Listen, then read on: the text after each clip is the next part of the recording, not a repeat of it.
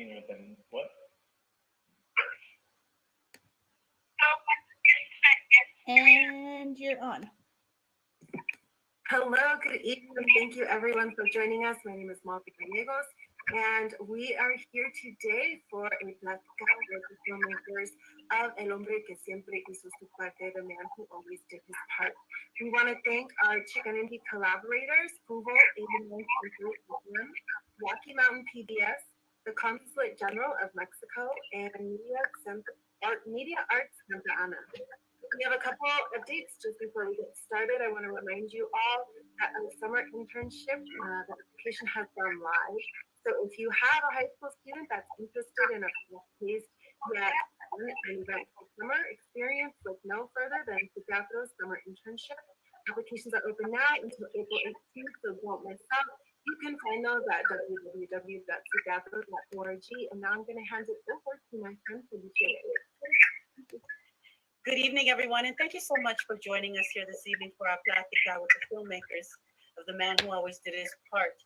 I also wanted to share some other upcoming events that we have coming up.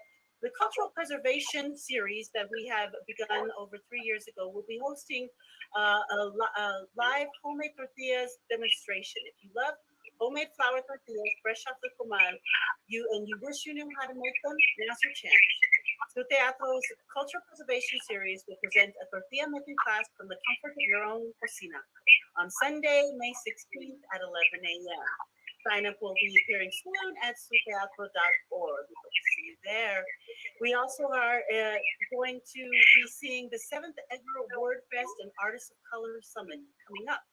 Artists of Color Summit kicks off next Friday, April 16th at 1 p.m.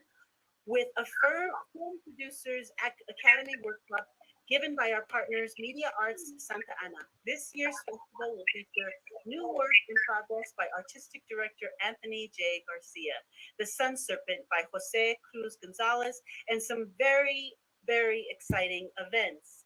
I want to point out that this evening, our executive artistic director, Anthony J. Garcia, will be facilitating this conversation for us. But we also want to welcome our two guests. We will be welcoming Orisel Castro, a director, as well as York Nudel. I hope I got your last name right. Please correct me if I did not. Welcome very much this evening. Thank you. Thank you, everybody. Welcome, Orisel and York. What a privilege it is to have you all the way from Havana. See? Can you hear me? We're going to probably have we're having some issues with our connection, stuff like that. But it's, welcome. Thank you. You want to tell us what you're doing in Havana, in Cuba? Yeah, we are working at the film school at the International Film School, close to Havana, and we just arrived here and struggling with a little bit of internet, but it's all right. We are happy to be here in Cuba. So what I'm going to do because of the delay is I'm going to try to give us some spaces so that you'll have some time to respond, and don't worry about going on longer if you wanted to speak longer, because we really want to hear from you rather than from me.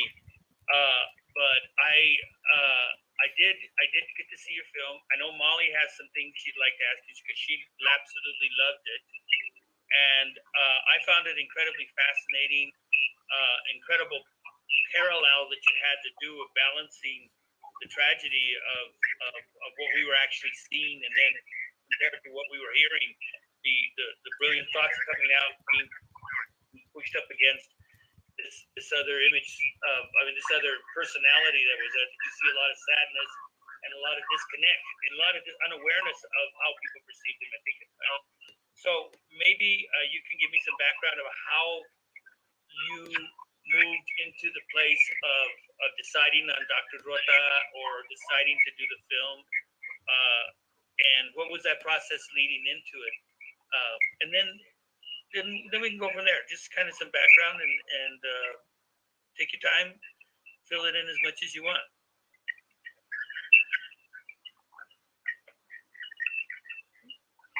Okay.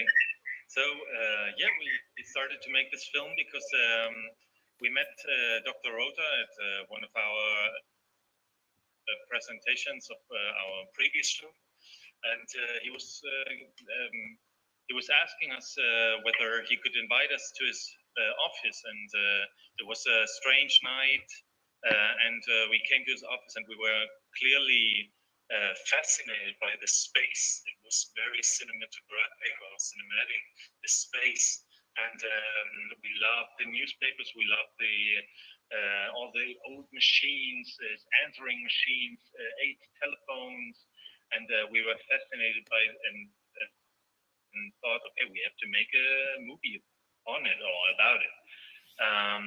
So we were asking him if we could do that, and he was very open because he wanted to leave something for the world behind or after his death. So he wanted to make this movie like a footprint, and we started to do it, and it was a kind of collaboration with him, and because we were writing a script, or Isol was writing a script, she was showing him our script, and he was contributing, like saying, "No, let's film this scene or another scene." So that was the process, and we started to film that process, and that came as the film in the editing room afterwards. Yeah. So we were going on filming and filming, but in a way we didn't realize that time was, like we didn't realize the time that was changing. For us, he was always a healthy guy, a strange guy actually in the beginning, but in the editing process afterwards, we started to realize that it was a brilliant mind. We really could see that at first sight you couldn't catch it, and then editing the film, we really saw something brilliant in what he was saying. He was talking like hours, He was talking like hours on hours, and in the editing room, we saw that when he started a sentence, at the end of 1 hour, it was finishing, like he was finishing his thoughts, doing lots of circles, but at the end, he always came back to his first thought, and that was something we appreciated in the editing room, and made this kind of what is it called, homage, like Homage is good. homage. Yeah. Okay. Yeah, that's what I could say right now. Grisel, did you want to comment? Yeah, and there were many different facets of the character that we were like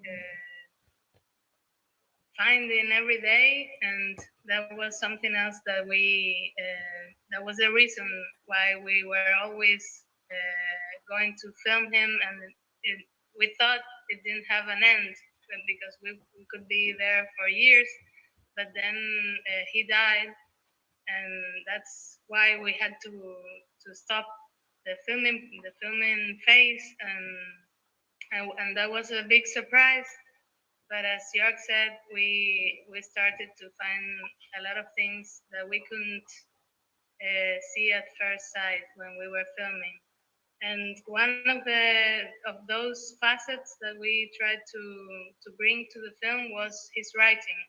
And he was a writer, but he never was published, and we thought that was tragic. And we read the text, the writings, and we were really fascinated as well by the writing and the tragic situation.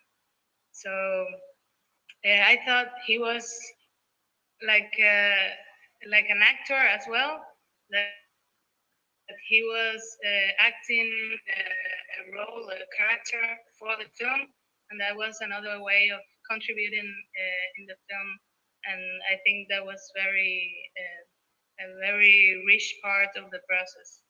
I don't know what else. Let me offer that one of the things I found fascinating in was that you guys illustrate the disconnect rather between the intellectual capacity, the level that he was at an intellectual level, versus his being unaware of emotionally what he needed and emotionally what he was sharing as well. I'm a playwright. We do theater. We do teatro mostly at the teatro, and I don't know how I could have structured a character like that.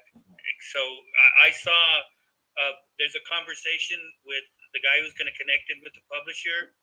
It's okay. And if I don't remember names, I don't remember characters in my plays either. Their names. So, but there's a connected with the publisher, and you get from the body language. So that's what I was getting to is this piece of how much the body language reveals that we just get this thing that this guy wants to be out of this conversation as much. And maybe I'm reading it wrong, but they're sitting at the table, and he starts to move several times to leave.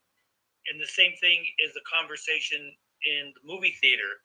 The body language of the woman and those around him are like they're moving away from him, and it's like regardless of what he's saying, that the other piece that's coming off is repelling at the same time. And I thought that was profound, but I also think it's an incredible trick for you guys, or maybe trick isn't the right word, an incredible observation for you as filmmakers to be able to explore that. Was that something that drew you in as well beyond just the intellectual capacity?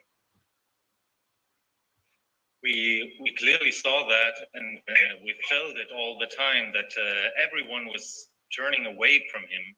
So we were we felt we were the only ones who had the time and had An interest in to be close to him, right? So, but that's not true because there were other people like Kurt, and Kurt in the end, the American guy, he's the only one who's really caring about him, right? So we find that very fascinating, and I think we dramatically in this documentary film, he's getting more and more human at the end, right? So in the beginning, we feel like a certain distance with him. We as filmmaker, also the audience in the cinema, and people around him, right? And finally, people are getting, let's say, he's getting more and more human, or we find certain closeness to him, or we are closer to him, right? So this body language was very clearly. We also there's a little anecdote. We are very happy to have this sound mixer, Raimi Morales. He entered the end of the film, and he put some sound of the chairs. Like you don't notice it, but these are old chairs. And they creaking. And we put this little sound there in this conversation to make it even more uncomfortable. Yeah, uncomfortable kind of, like this. They don't. I mean, this is getting nowhere. This conversation, but there is still hope for our character. So much of where he reveals. I'm sorry. So much of when he responds to things, they're anecdotal anyway. However, when he's asked about his love of his life, he starts with an anecdotal thing, but it's Kurt, you said his name was, right, the other gentleman, who actually goes into more of the romantic pieces of it, so giving us more of a fleshed out version of that relationship, which I also found to be really interesting because it illustrates a limitation. I mean, there's a lot of you guys exploring his limitations. The limitations are very obvious for us.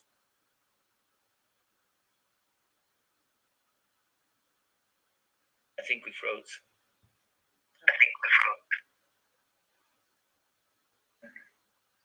Now, So okay, I'm now going to we do are. this.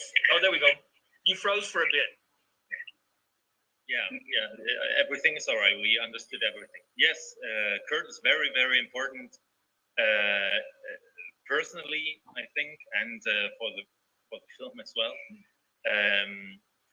He just was. I mean, Dr. Rota met him right on the street, just like it happened. It happened with us.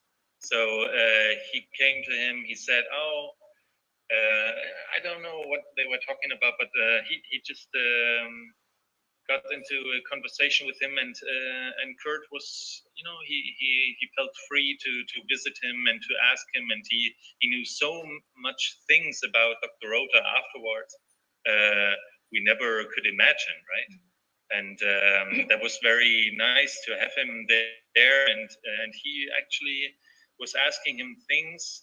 Kurt by himself is a documentary filmmaker And an anthropologist. and anthropologist. So and he had the tools and the sensibility to ask him things we didn't dare to ask. Yeah, we were very lucky to have met Kurt, because we realized when we saw how Kurt interacted with Dr. Rota that we were more distant, and Kurt made us see this humanity more rapidly. Then we realized that we were like, we didn't dare to ask things more personal, or go beyond this limit of the professional talk that Dr. Rota wanted to give us. But because of Kurt, we started to see this human need for recognition as well, not just because of his work, but because of his solitude. Like, he was very lonely, and Kurt made us see that, and we loved his interpretation of Dr. Rosa as well. Molly loved this film. I'm sure she has. I have a question for you, Molly, but let me go ahead and did you have something you wanted to add, and maybe check with Oricel and York? You wanted a question or a comment? Sure. I have a couple. One is not as serious, but we've been commenting on his space, and what was it like to be in that space? We really felt like we were in this labyrinth when we first entered the office, and we were looking at everywhere. It was full of these papers, and it was like different walls because of the papers. And we were as well fascinated because Dr. Rota came with photocopies of everything. He not only had the newspapers, but also he copied the newspapers, and it was like a copy of a copy of a copy, and the place was also labyrinthic. And he came from these spaces very theatrical as well, the way he moved, and from the first time he was like using this light dramatically in his office at the night, and we were, wow, this is a fiction film, and he was presenting himself like this to us and to almost everyone. Cinematographically, I thought this is very fascinating for me. Like Oricel said, it's like a set, and he has this backspace there. He's always disappearing behind a wall there, right? And we never knew what he's doing there. He just disappeared, and after 2 minutes he came back, and it was like, okay, now I'm entering the scene, and so we always put the camera there just to wait for his appearance, and we loved that. After a while, after having more confidence with him, we could enter this backspace and see what he's doing there. He was healing his wounds and looking for information. I was looking for information for the papers and for the pictures, and we were also astonished because he knew where everything was, and he one would think everything is messy, but he had a very precise order in all the office of his.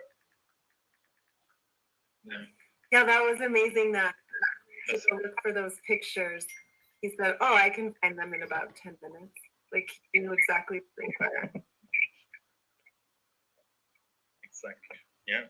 So someone said that this office is like his mind. This office is his mind, right?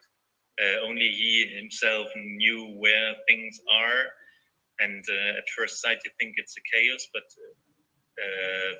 actually there was a structure inside this chaos. Yeah, like those conversation you talked about where he starts a sentence and then hours later he ends it. Yeah, that's so fascinating. I was wondering too, like what do you want people to take away from Dr. Leo's life? Like what do you want this film to leave people with? Well, what we wanted to show is, or what we find fascinating of Dr. Oda is that he never gave up. He never surrendered, although there were all those rejections, all those publishing guys, that would never publish his work. He just said, "Hey, okay, I don't care. I just go on." So he had this dream, and he always wanted to be realized, and or this dream he wanted to come true. And so I think that was inspiring, but also not so optimistic for us because we still think it's very tragic, like being always thinking that he can make a big thing or be remembered or be loved, and the end is not exactly like that. Yeah, but also fascinating. Kind of like you can. I mean, we had all those conversations after showing the movie, and everyone said, "Wow, I didn't know this character.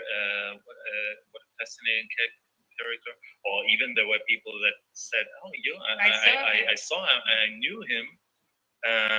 And he did do that and did do that, and so it was kind of a monument for him. This movie, a little one, but we kind of like how it ended. There was a moment when you're calling him and you can't get a hold of him, and I thought, oh shit, he died. And so did you feel like that ended up? Did you decide that after you finished, you were in the editing process, or did you see it as a foreshadowing of what was going to happen? Well, that was in the editing process with the collaboration of our editor Juan Soto, and he was constructing this moment because we read one of his short stories, and it was called La Muerte Artificial, Artificial Death, and it was something about experiencing death through someone else. Someone dies, and the friend, experiences death. And he wrote this short story when he was 17, and he was talking about an old man that dies, and that's the way he could experience how it was to die. This very delirious short story, and we thought that was a way to create a link or a relation with the things that he was writing in one of his work. And we also wanted to show to the audience that the fear we started to feel as well when we were filming. And sometimes we didn't want to go again and film or answer the phone because he was calling us very late, sometimes very insistently, and But sometimes we felt this: what if he doesn't show up now, or we were calling him and he didn't return our call? And that was what we used but it was in the editing process that we kind of constructed it with our editor. Yeah. Did you get the it's idea like that the cat? Go ahead. Yeah, it's like a decline. What is called Decline. a decline of like he's always having these little moments of he started to dream in front of the camera, or we thought, oh, he's not feeling well, and then finally with his hand, like it's always it's like his life is fading away. We had to kind of document this, like dramatically. We thought of it as well as a guiño. ¿Cómo se dice? As a like complicit. Like Okay. I don't know the word. Dime en español. Like the complicity with. Sorry. Just tell me in Spanish. We Guiño. Guiño. Guiño, like when you have a complicity with someone and you can know there's an inside joke or something like that he didn't see the film finished, but we thought it was like something between us because he wrote this short story that is not published and probably very little known, but it was inspired by that, and we were kind of playing with his thought in the film as well.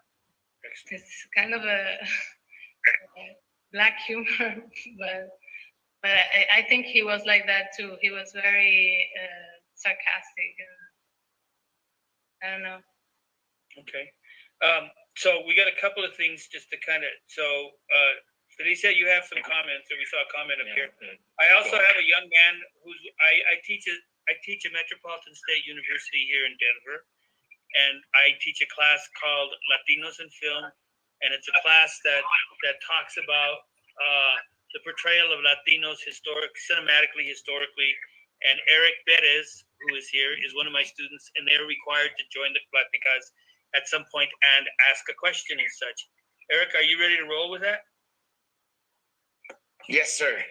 All right. Would you guys entertain a question from Eric? They're smiling, Eric. That's good. All right, cool. So it's just an adding on to Molly's question, kind of. So when you were in that space with him, do you feel like you guys you guys obviously learned a lot, but do you think for future films that'll help you be more like adaptable to people who have spaces like that? Like being like all over the place, but like knowing where things are at and just having like a vast majority of experiences. Do you think that helped you if you guys ever decide to do another film with someone who has a vast amount of experience like that? Or do you think it's different for everybody? Because like for me, I've like I teach students, and I took like with when I've met elders and I've tried to teach those lessons, sometimes it's hard for me to like duplicate that space again. You know what I mean?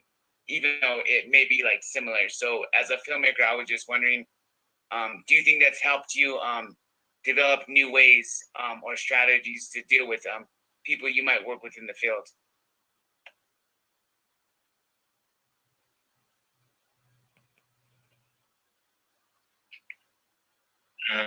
You mean the space,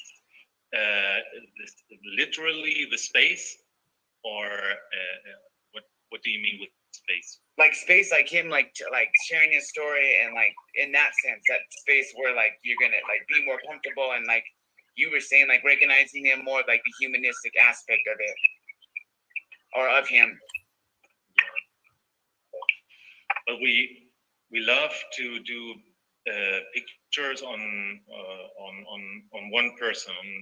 Like right now we are working on a writer too, and then it's just one person, and we love to this collaboration and this intimacy.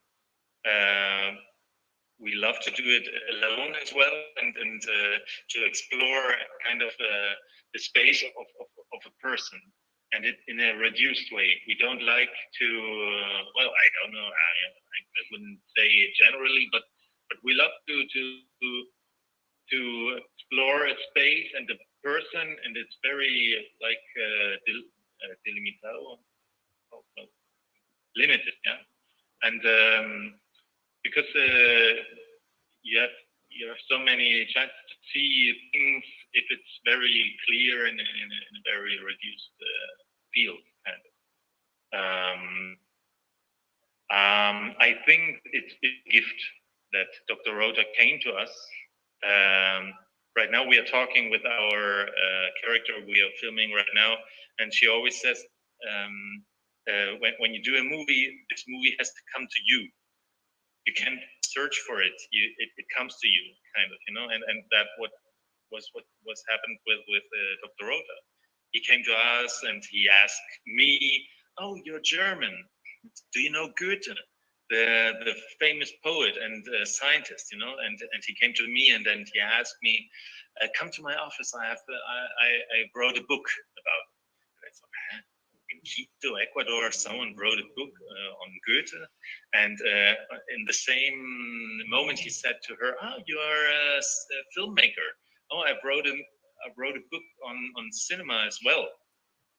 And to another guy who was with us, he said, "Oh, you like biology? Oh, I'm writing on botanics." And so that was so strange, and he found us, kind of, like, and that was the gift. I'm not sure whether we will have this gift someday again, but that was incredible. Okay. Well, let Thank me. you for that. Thank you for your question, Eric. Felicia, you had some comments and such. Yes, I have a comment from one of our regular attendees. His name is Ted Wolverton. This is what he says. "I started thinking I was watching King Lear with the same outlook as Hemingway, but as the time wore on, he seemed like a lovable person along the line of Amarante in Milagro Beanfield Ward, seeking meaning, protecting his community, and talking with angels. A lovely character study of a character worth remembering."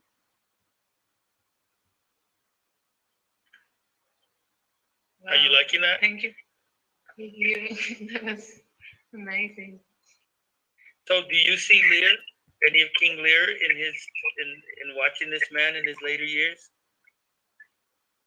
Yeah, I think it's very close to the tragic nature of the character and this personality that was that big and the ¿cómo dijiste antes?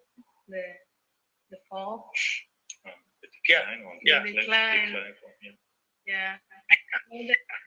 The reference Amarante. I don't know that character, but I recognize that perception of the humanity that goes revealing itself after the big character.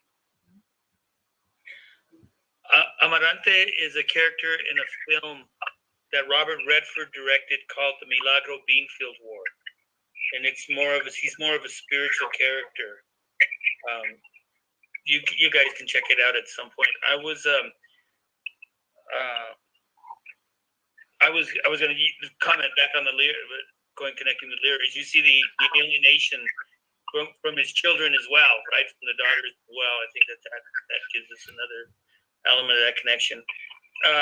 So he talks in the beginning about his political viewpoint, right? Anti-communist. You see a bit of Ayn Rand, kind of everybody, the objectivist, everybody rise on their own kind of stuff. But then later on in the film, there's not a lot of conversation about how of connecting his information to a political movement or a political analysis as much. It just seems like it just doesn't seem like it was that there may have been an early passion, or it might be within this larger framework. But it also leads me to go, what is the structure of his thought process. So you guys are in Cuba. He talks about being an anti-communist. How did that stuff kind of mesh together?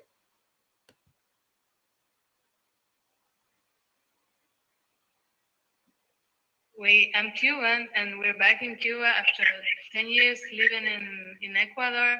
So he knew I was Cuban, but I think he felt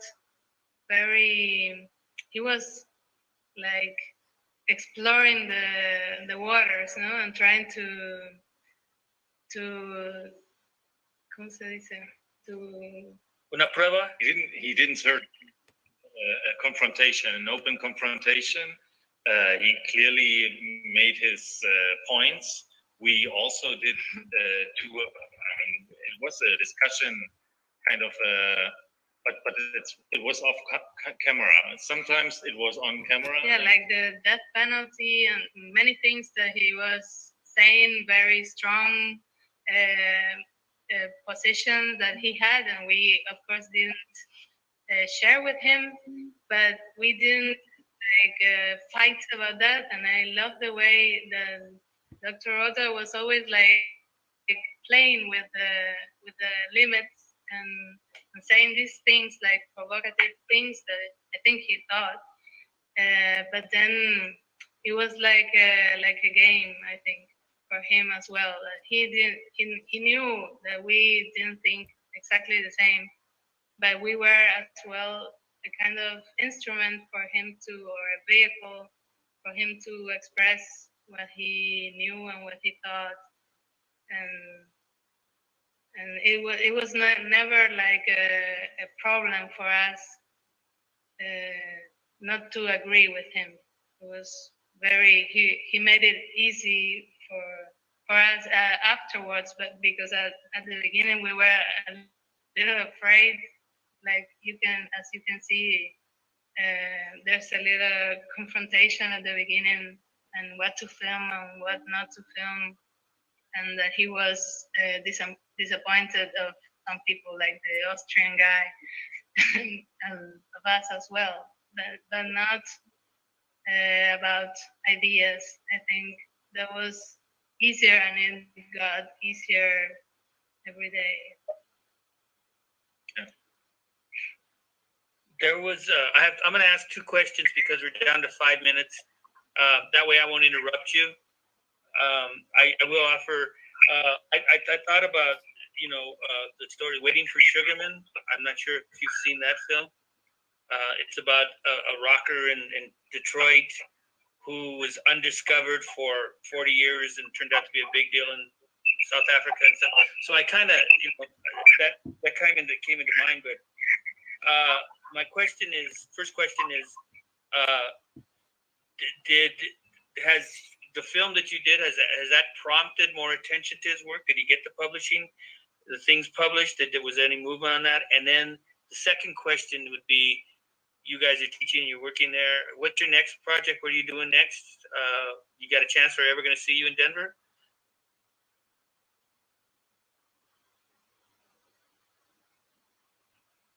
Well, first question. Our movie, I think it was a nice memory. It was. No, it was nice to make this movie, and I think people liked it and really are into it and thinking about humanity and how it's going to end. But there is an interesting point that his what is it called? His grandson. His grandson. He found. Beneath the papers, 5 tons of papers, he found a suitcase with music. The tapes of his music. Label. He had this music label, and now his grandson is digitalized everything, and he has a blog, and he's very active, and he wrote to the New York Times. I think the New York Times wrote an article about his work, and the Guardian in England also.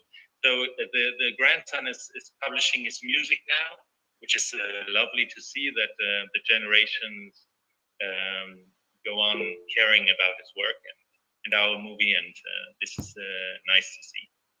And our next project, we are right now filming a young novelist, and she's very fascinating too. And right now, we are shooting, and hope that there's going to be a nice picture afterwards To show in and Denver. to show in Denver. Okay, we look forward to it. Keep us on your list. Ted did have one more comment. I forgot what it was. Can you read it, Felicia? Does his epitaph actually say what he stipulated, what he specified?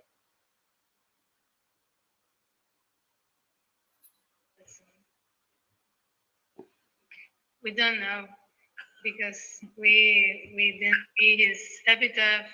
It was complicated. I was going to add that the written work of Dr. Rota, I don't think it's published, or it's more difficult to get published because of his relationship with his daughters and his ¿cómo se dice? Herederas. Well, and Cheers. yeah, we Heirs, didn't heirs. include the writing. We didn't include the writings in the film as well because it was a problem with that. The copyrights. The copyright. Yeah. Sometime maybe that changes, and because of the work of the grandson, something gets to the light as well. Bueno, pues, gracias por todo, Oricel. And York, you are from where? You're from Cuba, Oricel, and York, you are from? Are you Cuban too? Nearly. I'm from Germany. You're from Germany. Nice to meet you both. Thank you very much for your work. We appreciate it. I'm gonna go. Do I go back to Molly next? I go back to Felicia. Okay, so Felicia is gonna take over. Muchísimas gracias. Felicidades. Thank you, Tony. Molly's gonna be in contact with you in a couple of days about something. I think you'll be happy. I actually had one question. How old is Oh. the young girl now that was in Your the film? daughter. How old is your daughter now? 9. She's almost 9. She made her first steps in this office, and now she's sleeping close. And yeah, she's very happy to see this movie all the time as well. She likes her to be an actress. Well, I just happen to know a theater company in the middle of the United States that is dying, loves bilingual actors and does stuff in Spanish as well as English. And has a great program for kids. Our youth company is called Grupo Volarte. Volarte. Very good. Okay, we will check this. You approve. Excellent.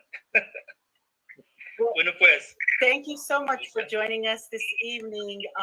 We really appreciate you taking the time to spend speaking with us about your film this evening. We'd like to remind our viewers that tomorrow evening we will be having a Platica for In the Defense Against Tyranny, Friday, April 9th at 7 p.m. Mountain Daylight Time. We thank you for coming. We also would like to make sure that you keep checking back our guide so that you can see all of the changes that we are adding, and we hope you continue to attend all of our events. Thank you so much for joining us here this evening. I'd like to hand it over to Molly Gallegos to help close us out. Yes, thank you again so much for hanging out with us. And just a quick shameless plug, since we were talking about his grandson's music. You can hear that on Sunday on Super Sonido, because I'm going to play some of the music from the films of the show, and I picked one from Quijote's grandson. So that's really exciting, I think. But anyways, enough with that. And can they can get it on the internet? Yeah. They can listen to your show. Molly has a radio show here that's broadcast on the internet, and you can email them their information so that they can get it. Absolutely. And she'll be talking about you on Sunday. Yeah. But for everyone else, don't forget you can head over to www.suteatro.org. You can check out all the rest of the films and all the rest of the lineup for the Platicas. Like Felicia said, tomorrow we will be speaking with the filmmakers of In the Defense Against Tyranny. Don't forget, if you have a high school student, that we have a summer internship just ready to go for them. And thank you again to the Mexican consulate, KUVO 89.3 FM, where you can also find Super Sonido, and to Rocky Mountain PBS and Masa Arts and Media Santa Ana. Thank you so much. Maricel in York, we hope you have a wonderful evening. Thank you for sharing your work with us. Good night. Buenas noches. Thank you for joining us.